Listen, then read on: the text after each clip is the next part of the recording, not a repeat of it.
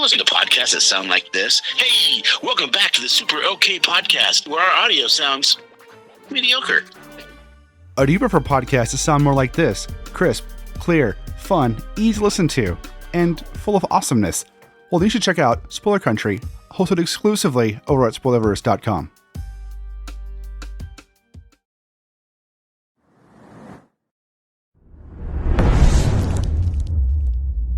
What's going on, everybody? Welcome back to Bridging the Geekdoms. I'm your host, Robert Slavinsky, and I'm here to talk to you about and just give you my reaction and small review of Disney Pixar's Luca. Now, I haven't done a Pixar Disney review since Soul came out this past December, and I was highly disappointed in that movie. I don't understand why people thought it was good at all. I just did not like that film. So, going into Luca, there was a lot of praise behind it. People were loving it. People said it was a great movie. So, I even though my expectations weren't high when I saw the trailers, I had some hope going into this movie because so many people were talking highly of it. So the other day, my kids and I, fiance, decided to have a movie night. We pop the popcorn, we sit down, turn the lights off, and boom, we turn on Luca. And it wasn't all that great. It just wasn't. Pixar has been subpar now. Again, their last really good movie was Coco.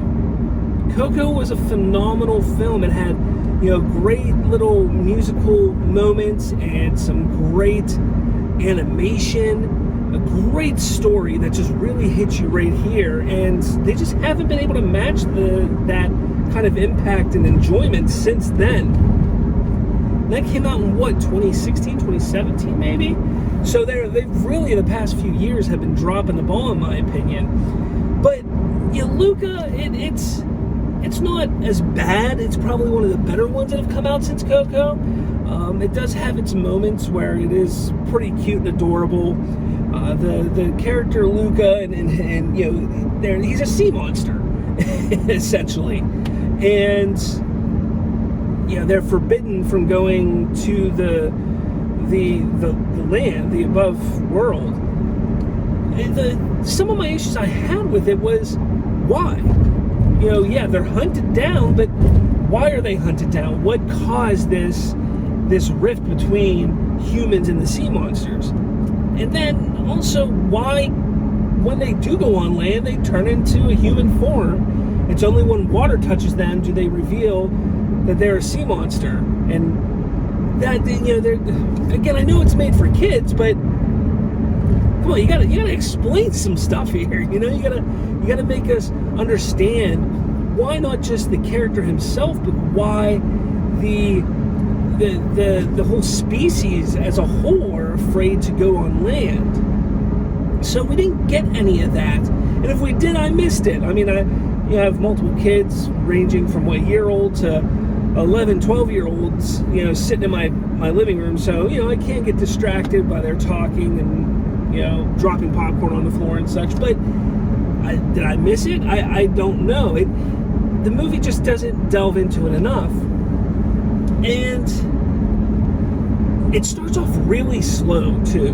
Like, really, really slow. Like, the first 15 minutes, you're just kind of like, alright, like, why do I care? I don't care about these characters at all. And even by the end, you really don't care about the characters because you don't feel any true connection to them and understanding why they fear being on land so much. You just don't. You don't get that feeling. And I felt that there was a few missed opportunities in this movie for really kind of diving into, no pun intended, diving into some of the supporting characters. There's a little girl that Luca and his friend kind of come in contact with, and they decide to enter in this triathlon race that they have. And she has a father, and he might have the best development from the beginning to the end of the movie, but even then, there's not much there. There's not much substance to truly grab onto and be like, oh yeah, I understand that character. And that's kind of what this movie felt like, and that's kind of what Pixar films have felt like lately. Is everything is just kind of copy and paste from the last one. Just, oh, we're gonna set it in Italy now, or we're gonna set it in this area now, because we got to diversify. We got to show all the different parts of the world and how it is. And again, I don't mind that if it's done with a purpose. If it's done right, I wouldn't mind that. But like, again, Coco, the most amazing thing about Coco, in my opinion, was how they explored the lore of the Day of the Dead, and just its roots in the Mexican history. You do a movie about characters in Italy, and you make pasta jokes, you make jokes about their scooters, a Vespa. Not saying that a Vespa is a big part of Italy, but there's a reason why they have Vespas there, small vehicles there, because of how small the roads are, how tight it is there. But I tell you, it's just, some of these things are just ridiculous and crazy, that Pixar just isn't getting how they used to do anything anymore. It's just, it's maddening, it's concerning, I just want Pixar to do better, is all I'm saying. That's really what I'm trying to say here. But let me know your thoughts down below, what you think of the movie, what you thought of it. Where do you think Pixar's going? Are they on the rise? Are they on the decline? Are they pretty much dead in the water at this point? No pun intended again. I really didn't mean these puns. But what are you thinking right now of Pixar when it comes to their films? Even their sequels. I thought Toy Story 4 was horrendous. It was a terrible movie. First off, it didn't need to be made. Secondly, it just wasn't any good. Finding Dory, again, didn't need to be made. Wasn't any good. What is going on with Pixar and Disney? I want to hear your thoughts on all that. Now, to finish my review or reaction here, the end of the movie is pretty bland. It's just kind of like, well, here we are. This is it. This is the end. Now they're going to stay on land, and he's going to go to school like he wants to do, that came out of nowhere. It just, there's so much of this film, it just, like, Luca he was afraid of the land because of the way his parents talked to him. He was curious, but he was afraid.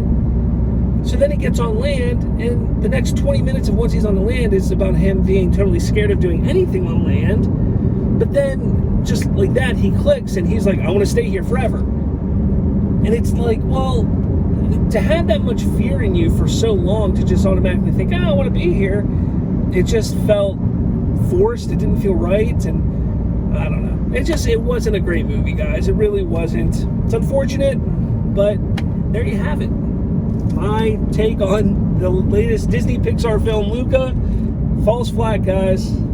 Hate to tell you that. If you haven't checked it out, I wouldn't recommend it. If you have kids, you can maybe throw it on in the background for them, but overall, I say it's a skip. Again, let me know your thoughts down below. I want to tell you guys, head to spoilerverse.com. Plenty of podcasts on our Spoilerverse network.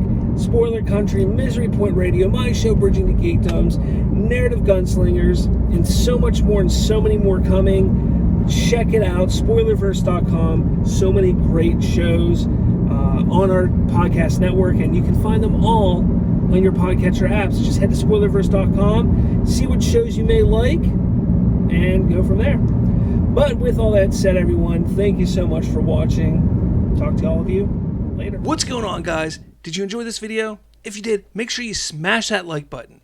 And for more, hit subscribe with that little notification bell. That way, you'll be notified every time a new episode drops. Thanks for watching, and I'll catch you all later.